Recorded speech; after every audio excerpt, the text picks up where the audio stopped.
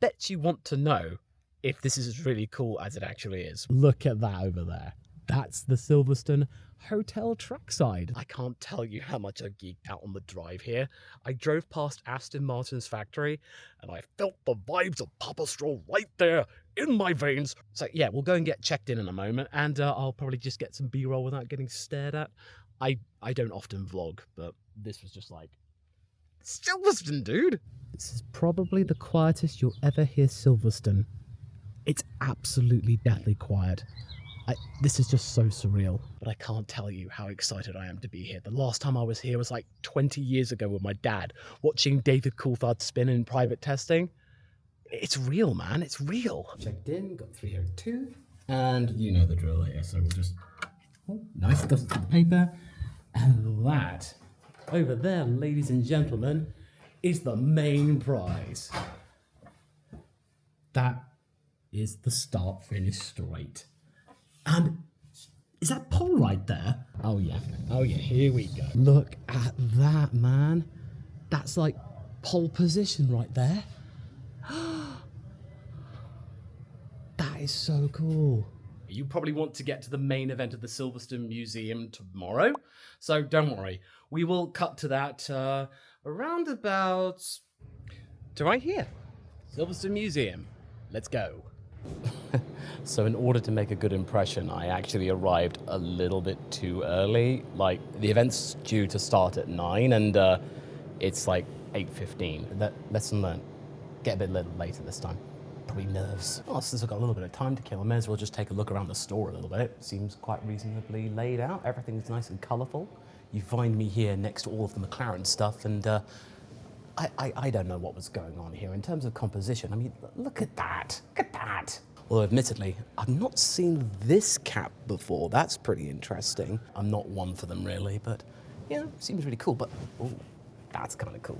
I know it's a remote-controlled car, but the level of detail, that's pretty neat. And I know that a lot of people will be really appreciating this. I mean, yeah, not the tyres, not that. It's teddy bears. Teddy bears in tyres. Tiredly bears. 2 for £25. Ooh, I'm tempted here, so I might get the Oscar Monaco special and myself one of those. A child's track play rug. I have one of those. And by one of those, I mean a kiddo, so I might have to get that. Fun little side story here. It was right there about 20 years ago where Dad and we went to Silverstone to watch some private testing where like Jensen, DC and Fernando, we heard that they were doing something. So we went up to those stands over there. I remember spending hours there all day, and it's just so wild that, it's just changed so considerably. It's just really nice that, I'm doing something here like a couple of decades later. I really wish he was around to see this. So we've got Ben Suliam, wanting to bring back V10s. Well, I can do one better. I've already got a V10. It's right there. Yeah, there you go. I brought back V10s. Well, there's my breakfast. A coffee and an oshka. Yep, pastry on a plate. We've got a collection of new trophies, and I have to thank BRM for some of those. Please go and have a look. We are celebrating all that is Formula One. So we've got a couple of Monaco Grand Prix winning trophies. We've got a couple of Williams cars, which are uber significant. Nigel Mansell and Damon Hill's championship-winning cars are downstairs, and again, you get a great look up close to them. Later on, and if you're here, Damon's car will be joined by one of his father's Formula One cars, a BRM 578. That will be here about midday today, I'm hoping. And here we go.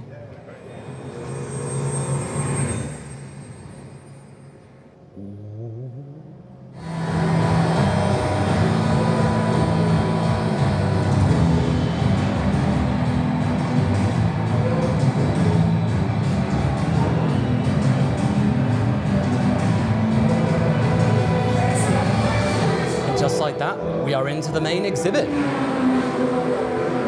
There we go.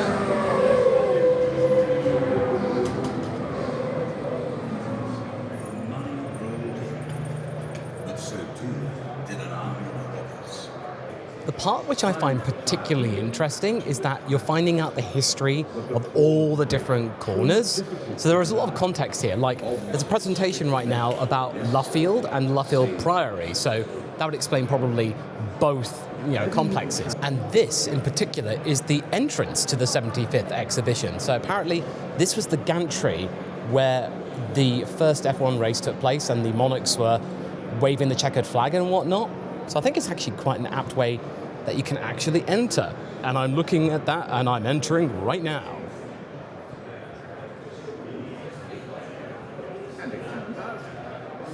This particular mural is to do with the first ever Silverstone Grand Prix, which was 1948, before Formula One was formally established. And we've even got some little memorabilia right here. Now, isn't that really nice? And this being the UK, there has to be a pub inside. But it makes sense because it's the village pub. And to those wondering about the drink up there, yes, it is real. You can buy it in the lobby. Shall we give this a go? Yeah, let's give it a go. Oh, gotta have one of that. Go with alloys. Wishbone, of course. We just gotta be sure that it's a disc brake because, this isn't an RB21 here. And, the engine. A bummer-dubber. We just gotta go with magnesium because it sounds exotic, doesn't it? And there it is right there. We've got Rab testing out this car with no brakes and no suspension. Oh, he spun again for the second time running. Can you believe it? I cannot believe it. Better luck next time. Yeah. I should have you know, I raced Rab again and there was 200s in it. Really close. Anyway, let's go downstairs. And here we are. More stuff.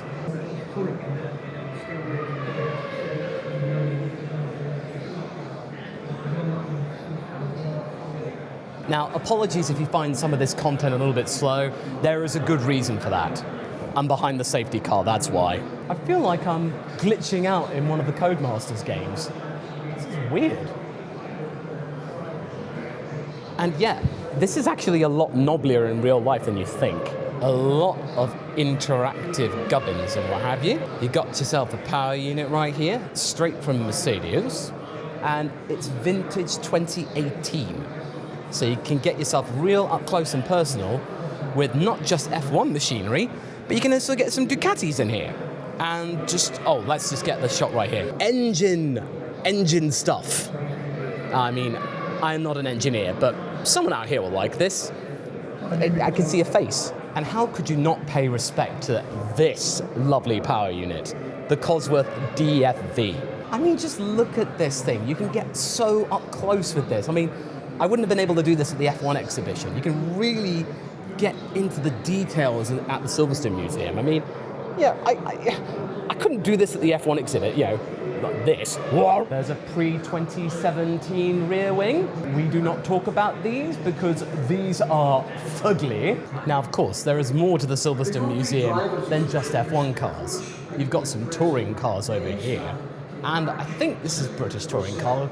Gordon Shedden? Oh, that's very nice. And you've got yourself various other little details as well. Really kind of gives you an entirely full perspective of the circuit itself. And of course, there's a lovely bit of interactive goodies around here. And then of course, you've got to pay tribute to the race marshals here.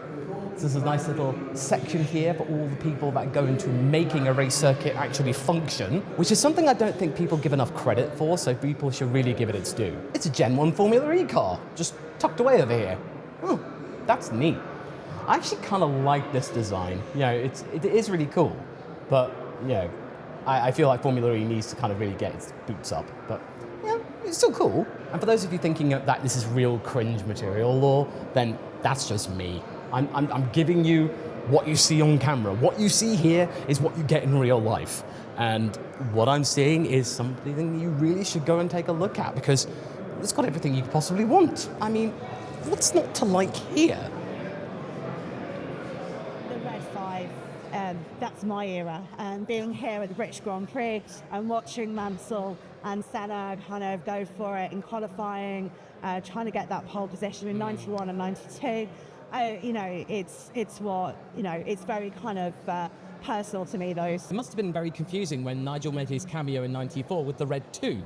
That must have been a bit jarring, but hey, he managed to get a win in Adelaide. Not many people talk about that. No, they don't. No, we talk about the relationship. We've done a nice piece on Ferrari, with Lewis going there this year. But it's also a good time to reflect on the British connection with Ferrari. Lots of previous British engineers and drivers have gone over to Ferrari and had success.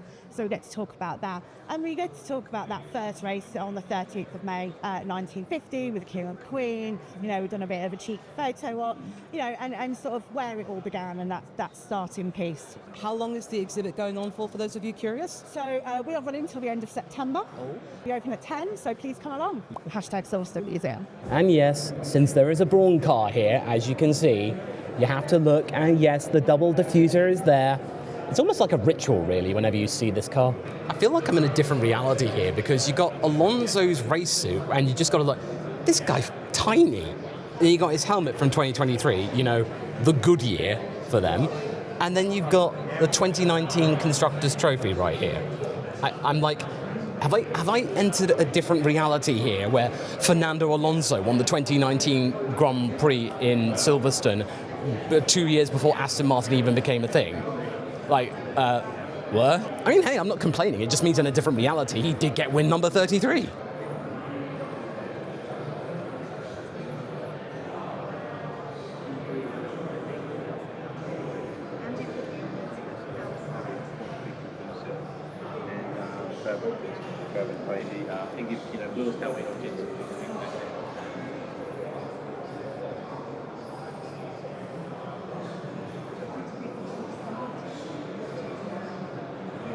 This is pretty cool. This is the sign-on sheet for the 1992 British Grand Prix. You got so many of these classic names right here, including, of course, Michael Schumacher right there. It's just funny seeing the decapitated head of George Russell looking down on it saying, "Blimey, I was born too early. I wish I was on that list." And this is a nice little side exhibit they were talking about, is that you've got a Jota exhibition. So you've got a little sports cars here as well. So they're showcasing a lot of their P2 cars, and as you can see here, they got their Oreca, and obviously a nice little Lewis Hamilton cameo right there.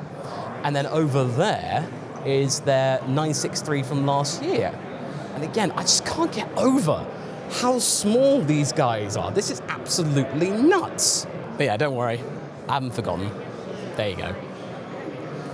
I'm very familiar with this particular model. I recall seeing this at Bewley, so nice to see you, old friend.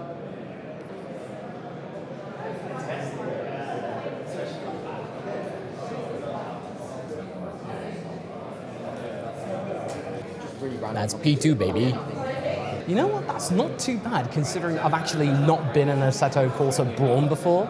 I mean, being a couple of seconds behind Alex Gillen, that's not bad at all. Then again, do you think that I could have done better? You know, there were a couple of corners I wasn't too great at. Meanwhile, Rab here is giving it a go in the same car as well. So as you could tell, there was a lot to do at the museum, and I have to thank them so much for inviting me out to this particular event. So naturally, I felt like I just couldn't leave the event empty-handed. The shop gave me a free program from last year's Grand Prix, which I thought was pretty cool, and I had to get the 2 for 25 offers. And then considering I have a little girl, I mean, you know, come on, cuddly toy. Yeah, I'm going to get to that age where they go, "What did you bring me?" Well, I brought you this. So this is record, documented evidence that your dad did get you something. But there you go. So if you enjoyed this, be sure to go onto the Silverstone Museum website and get yourself down here all the way through September. And if you'd like to check out another video of mine, you could just look at this one, which I think you might like. Or you can check out my room tour from the Trackside Hotel for a little bit more detail and how inexperienced I am. So I'll see you over there. Yeah, it's not the same without the ladder, is it?